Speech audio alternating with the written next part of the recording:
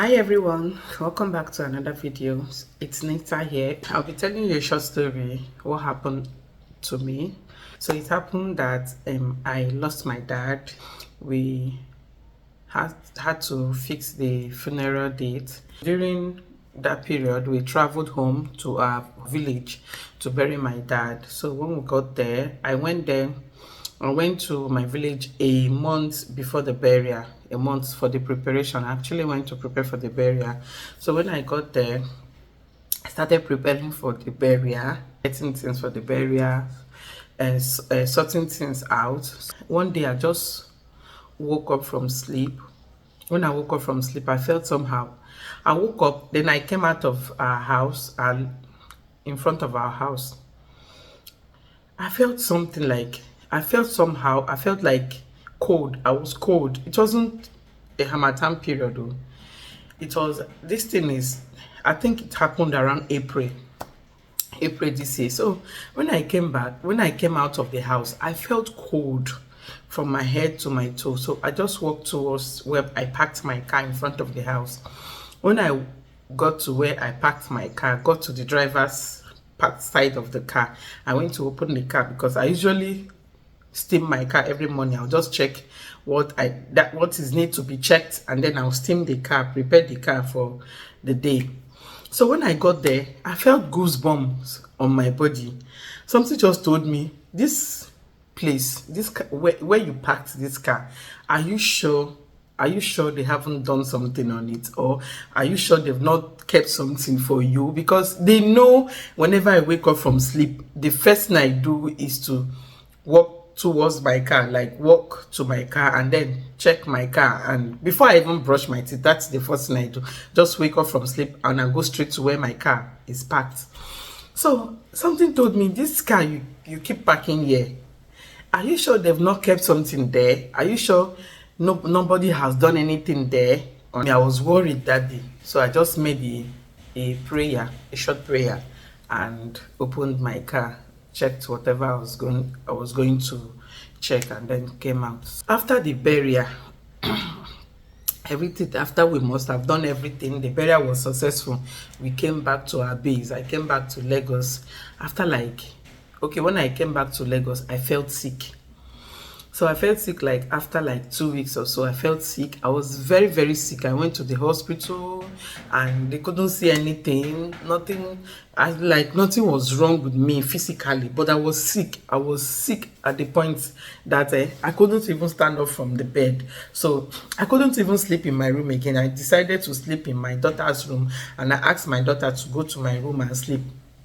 Asked her to sleep in my room, as I told everybody to stay away from me. I didn't want them to stay close to me, and maybe whatever that is happening to me, so it won't transfer to them. So I just told everybody, okay, you sleep here, nobody should sleep in this room with me. I decided to sleep in the room alone, so whatever I wanted, they would just bring it for me. It was as bad as that. I went to the hospital, did different kind of tests. They even said I had this strong cough, so they even said I should do TB tests. I did TB tests, did all kind of tests. There was nothing wrong with me. I didn't have malaria, there was no typhoid, there was nothing, no TB, but I was dying slowly. I said, God, what is this? What is happening to me? I couldn't stand up from the bed. I was weak. I was always on the bed. I couldn't even eat. So I prayed and hand over everything to God. I said, I didn't go to the village to do anything bad. I only went there to give my dad the last respect. What did I do wrong? I didn't do anything wrong. After that period, I became fine. I was well. I was strong and healthy.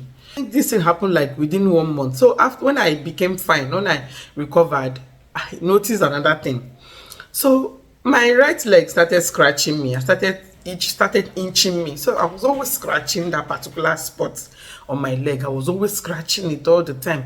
If this thing starts scratching me, I will even use key that they use in opening the door. I'll use it to be scratching that particular space. Nothing came out. It was just my skin that was inching me. I'll be scratching it until I will scratch it until I get that satisfaction before I will stop. After a few days, something came out from that spot, that part of my leg. I was wondering, what is this one? I now scratch it like a boil, a small heat rashes. I now scratch it, and the surface of the heat rashes opened. When it opened, and now it was scratching me, and I was scratching it, and it was sweet.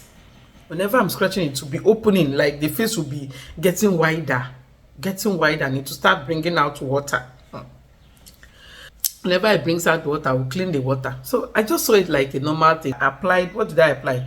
There's this thing we called cannel oil. I applied cannel oil. Udaki, if you're from Igbo, they call it, if you're an Igbo person, they call it udaki. So I applied that cannel oil on it. So I left it. So each day, whenever I wake up from sleep, I'll just look at it and see that it's expanding. That particular thing is eating that part of the skin, and is expanding, it's getting bigger, wider and wider and wider. So it got to a point where I started wondering. My spirit told me that this thing is not an ordinary thing. There's no way this thing will be an ordinary thing. It can never be an ordinary thing. So I just said, God, I don't know what this thing is. If it's a normal skin disease, take it away. That he should touch me with his healing powers. It got to the point where after like a month too, because I couldn't match my leg on the floor, I couldn't walk again. My leg became very big. My leg started swelling up. It became very big, and it was paining me. And that particular injury started spreading to other areas of my leg. Like I started seeing other smaller ones on my leg, my right leg, to other areas too. When I looked at it, I said, no, this thing can never be. It's not an ordinary thing. I need to take a walk. Let me check what it is. I went to a particular woman. There's this woman. She's from Akwa Ibom. So I went there and showed her. I said, look at my leg. Oh, this is what I've been noticing on my leg lately. She looked at it and she shook her head. And she said she's going to treat me. So she gave me medicine. When she gave me medicine, I took that medicine. I drank it. Immediately I took that medicine, the pains became double. The pain was extremely, it was another level. Then the injury, I told you it was swollen. The leg became double, like the size of the leg. It was extremely swollen.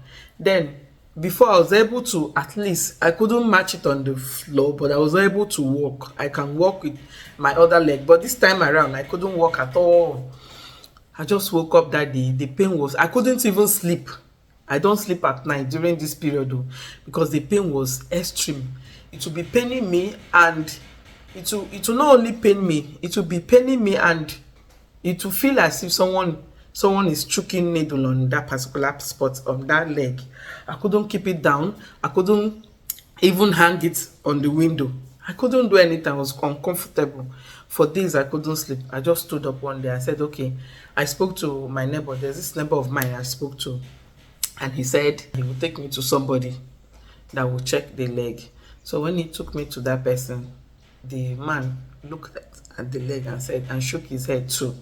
And said, this thing, they kept it for my enemy, not for me. That they kept it for my enemy. That they want to, their plans is to destroy the person gradually through this injury and all that. So he said he was going to give me. He said he will give me medicine, but before then, there's something he's going to do on that particular leg.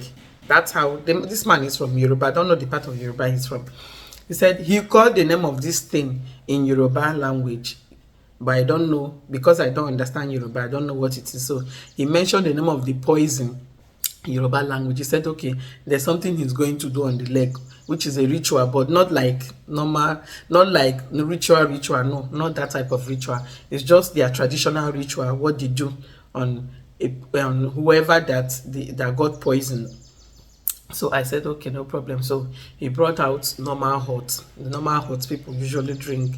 He now put the hot on his mouth and then goggled his mouth, spoke whatever he spoke to. He spoke to that thing, said whatever he said, and then poured the hot on my leg. Guys, if you know what came out of my leg, It wasn't it wasn't magic. It wasn't Nigerian movie. Like, I was there. I witnessed everything. He brought out few things from my leg, which I'm going to show it to you.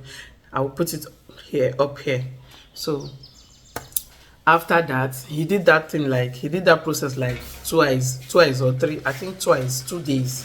He did the first day and the second day. Then after that, he applied, gave me something to apply on my leg, and then gave me medicine for drinking. That was how I got myself. That was how I recovered. Gradually my leg started healing. So I'm going to put the picture of the leg here. I'll put the picture of the leg before. I think the first day he saw the leg, the first day he applied something, applied medicine on the leg. I'm going to put the picture here. So that was how I got myself up. I was able to sleep at night. I recovered myself. I was happy.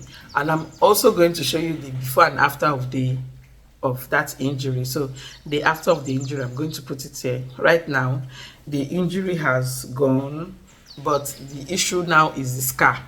The scar is so big, like I don't even know what to apply that will make the scar disappear.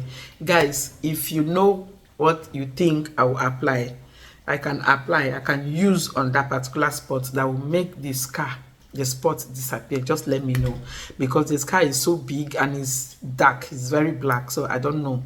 So guys, I just decided to tell you guys my story, and you know, I don't want you all to learn from my story.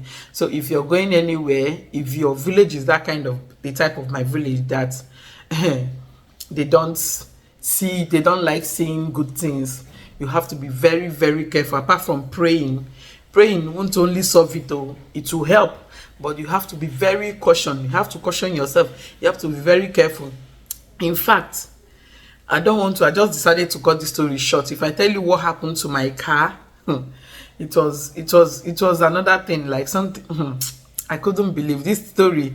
If I want to tell the story how it started and how it ended, I think we will stay here and get tired. It will be long, but I just decided to cut it short. So if you like this video, give me a thumbs up, comment on the comment section, and subscribe.